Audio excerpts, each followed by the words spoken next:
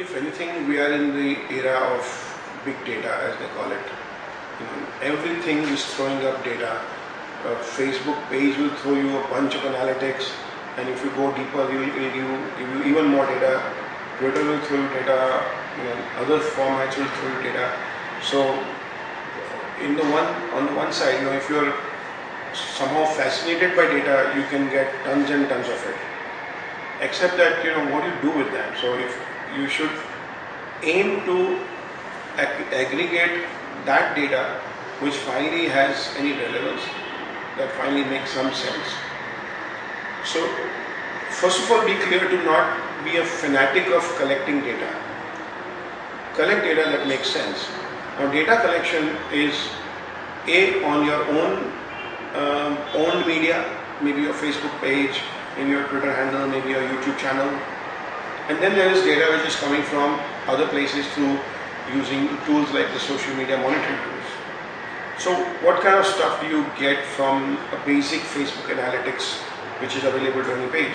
So you get, of course, information like what's the kind of demography which your page is reaching, what's the reach of your update, what's the reach of a particular update, how many people are engaging, how do different kinds of posts do on your Facebook page, what's the kind of traction each kind of post gets, what's the time of your update, what's the day of your update which generates different kind of results.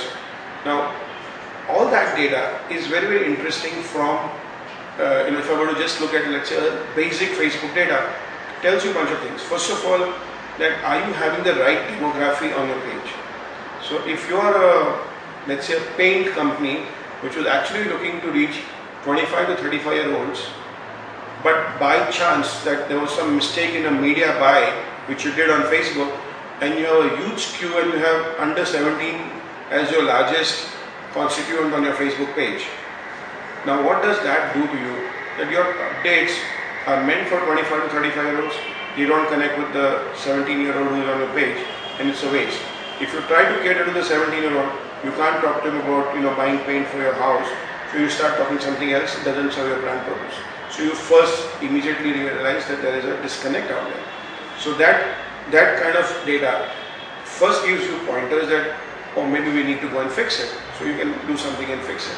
Similarly, in terms of your data around the updates which you do, the posts which you have, the reach which it gets, the connect which it gets, that data is important for you to plan your content strategy on an ongoing basis.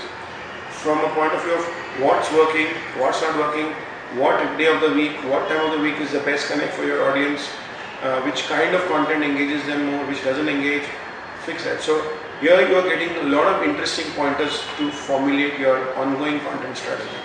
Such information is also available in the way you get Twitter data for your content, or perhaps some of your other own platforms like maybe SlideShare or LinkedIn or YouTube. But there is data outside. There is deeper data which is coming from social media monitoring.